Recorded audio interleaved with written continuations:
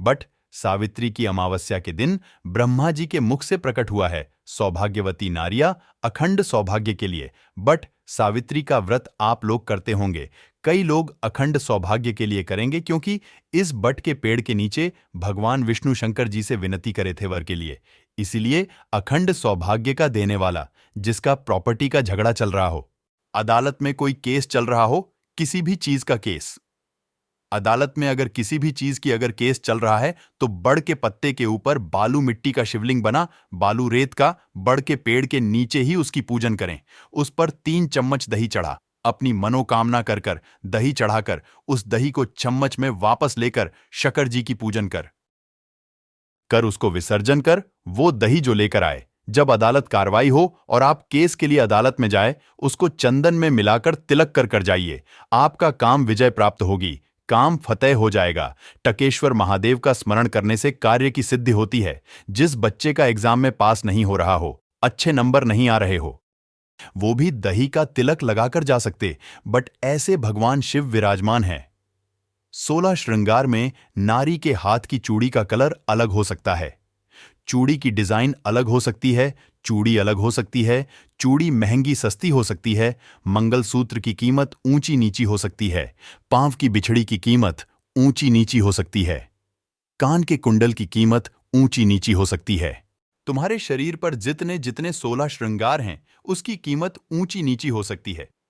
केवल मंगलसूत्र की डिजाइन बदल सकती है, नाक की लंग की डिजाइन बदल सकती है, कान के बुंदे की डिजाइन बदल सकती है, हाथ की चूड़ी की डिजाइन बदल सकती है, पांव की पायल की डिजाइन बदल सकती है। केवल नारी के 16 श्रृंगार में एक श्रृंगार ऐसा है जिसकी कीमत जो पहले थी। सावित्री, तेरा पति मर चुका है, मांग के सिंदूर को पोंछ दे। सावित्री कहती है, पूरा श्रृंगार उतार दूंगी, पर मांग का सिंदूर नहीं पूछने दूंगी। तब यमराज ने कहा, जब तक तू मेरे मांग का अपनी मांग का सिंदूर नहीं उतारती, तब तक तू मेरे पास नहीं आ सकती। भगवान, यमराज से सावित्री ने कह दिया, मैं भी तुझे वचन देती हूं। यमराज, मेरी मांग में जब तक सिंदूर है, जैसे सीता ने लाइन, लक्ष्मण जी ने लाइन खींच दी थी और सीता पार नहीं जा सकती थी, मैं भी तुझे वचन देती हूं, जब तक नारी की मांग में सिंदूर है, तब तक तू उसके पति को उसके सामने लेकर नहीं जा सकता। यह भी मैं तुझे कह देती हूं। यमराज भैंसे पर सवार होकर सत्यवान को लेकर जा रहा था। सावित्री से वचन पर वचन चल रहे थे।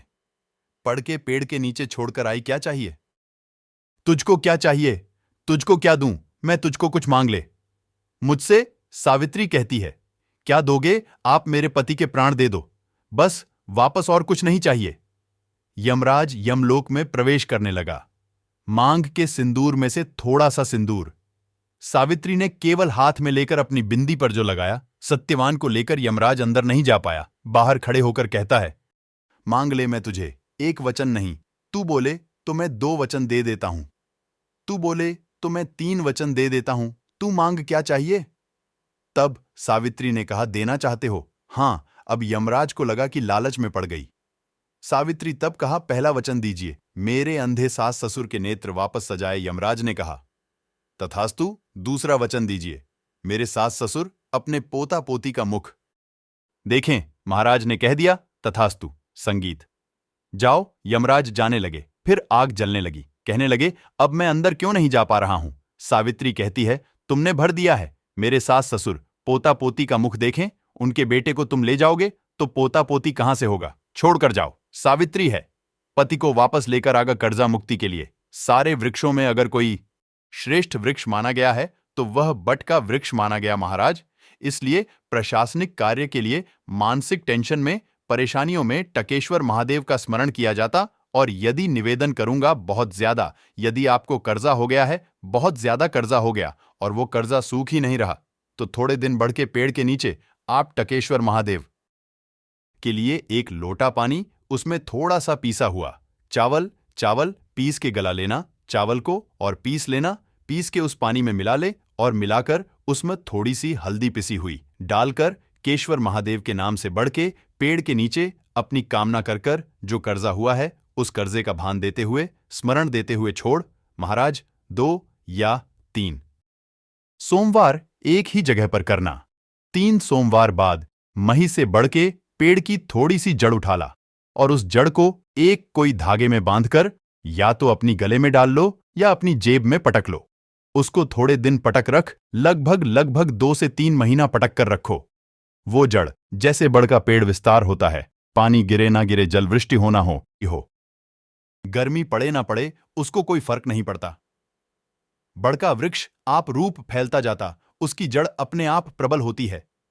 उसी तरह यह टकेश्वर महादेव, कहीं से भी अगर जड़ आपके पास में रखी है, 1 महीना, 2 महीना, 3 महीना, तो यह जड़ अपने आप लक्ष्मी को पकड़कर खींच कर लाती है और कर्जे से मुक्त कर दे। बट केशवर महादेव पत्नी को कभी हल्का मत समझना। सावित्री का पति शांत हो गया था, मर गया। बड़ के पेड़ के नीचे यमराज उसको लेने के लिए आ गया और सावित्री को छोड़कर यम उसके पति के प्राण लेकर जाने लगा। सावित्री मैया अपने सातव के बल से, सावित्री मैया अपने स्वाति पतिव्रता परमेश्वर के बल से यमराज के पीछे पीछे जाने लगी। यमराज आगे, सावित्री पीछे। यमराज आगे, सावित्री पीछे। यमराज ने पलट कर देखा तो पीछे सावित्री आ रही थी। सावित्री से पूछा, तू मेरे पीछे क्यों आ रही है? मेरा पति सत्यवान को तुम लेकर जा रहे हो, मेरे पति को छोड़ो। यमराज ने कहा, इसका अंतिम क्षण है, मर चुका है, जाओ नीचे उसके शरीर का अंतिम संस्कार करो, नहीं तो कोई जानवर खा जाएगा। सावित्री बोली, मैं जाने वाली नहीं हूं, मेरे पति को छोड़ो। यमराज कहते हैं हम जिसको पकड़ लेते हैं उसको छोड़ते नहीं हैं। यमराज लेकर जाने लगे। सावित्री और पीछे चली। सामने यमलोक था, अंदर सावित्री जाने लगी तो यमराज ने रोक दिया। रुक, कहां जा रही है? तू अंदर क्यों प्रवेश कर रही है? मेरे पति सत्यवान को छोड़ दो। यमराज प्रसन्न होकर बोले, सावित्री आज मैं प्रसन्न हो गया तुझ पर, क्योंकि तू मेरे दरवाजे तक आई है। मांग, तुझे क्या चाहिए? सावित्री कहती है, मुझे 2 वर दे दो, मुझे 2 वर दे दो। अब तो यमराज प्रसन्न हो गया। ये अपने पति को भूल गई, इसने अपने पति को छोड़, ये अपने पति को भूल गई, इसने अपने पति को छोड़ संगीत दिया और इसने अपने पति को छोड़ दिया। अब ये कुछ मांगेगी, 2 वर मांगेगी तो मैं इसको 2 वर दे दूंगा। यमराज प्रसन्न हो गए, अपनी पति को छोड़ा इसने। यमराज ने कहा, अपने पति को छोड़कर जो तू 2 मांगेगी मैं दे दूंगा, बस पति मत मांगना। तो सावित्री ने कह दिया, नहीं मांगूंगी। पति, ठीक है मांगो। सावित्री ने कहा, पहला दीजिए, मेरे सास ससुर की आंख में रोशनी नहीं है, उनकी आंखों से दिखता नहीं है, बस इतना सा भर दे दो, उनकी आंख की रोशनी आ जाए और वह अपनी गोद में अपने पोते को खिलाए। बस यह सब्र दे दे यमराज, प्रसन्न होगा। पति नहीं मां तू। संगीत, अब ने दूसरा मांगो। सावित्री बोली, दूसरा दे दीजिए। मेरे सास ससुर आज तक कोई तीर्थ करने नहीं गए, मेरे सास ससुर का जो बेटा है वो उनको तीर्थ कराए, बस यह तो दे दो यमराज। अपने पति को। नहीं मां, अने सावित्री के जाऊं, आपने कहा था। मेरे साथ ससुर जब आंखों से रोशनी पाए अपने पोते को खिलाए। पति, तुम ले जाओगे तो पोता आएगा कहां से? पति, तुम ले जाओगे, पोता कहां से जाए? और यदि मेरे साथ ससुर के बेटे उसको तीर्थ कराए तो मेरा पति, अगर तुम ले जाओगे तो उनका बेटा ही तो है, तीर्थ कराएगा कौन?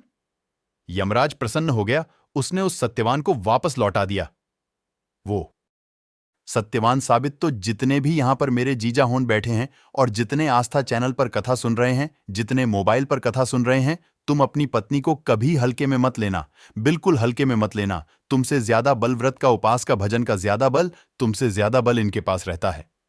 तुम सोचो कि बोल रहे हो कि मैं मंदिर में हूं, उसको बिना। सत्यवान साबित तो जितने भी यहां पर मेरे जीजा होन बैठे हैं और जितने वास्तु सफर चैनल पर कथा सुन रहे हैं, जितने मोबाइल पर कथा सुन रहे हैं, तुम अपनी पत्नी को कभी हल्के में मत लेना, बिल्कुल हल्के में मत लेना। तुमसे ज्यादा बल व्रत का, उपास का, भजन का ज्यादा बल, तुमसे ज्यादा बल इनके पास रहता है। तुम सोचो कि बोल रहे हो कि मैं मंदिर में हूं, उसको घंटी के घंटी बजती है, दिवाव तुरंत पहचान जाती, तुरंत अपने पति को धर्म पत्नी अच्छे से जानती है कि यह झूठ बोल रहा है, यह गलत बोल रहा है, तो भी वो उसको स्वीकार कर, उसी तरह परमात्मा को मालूम है कि यह झूठ बोल रहा है।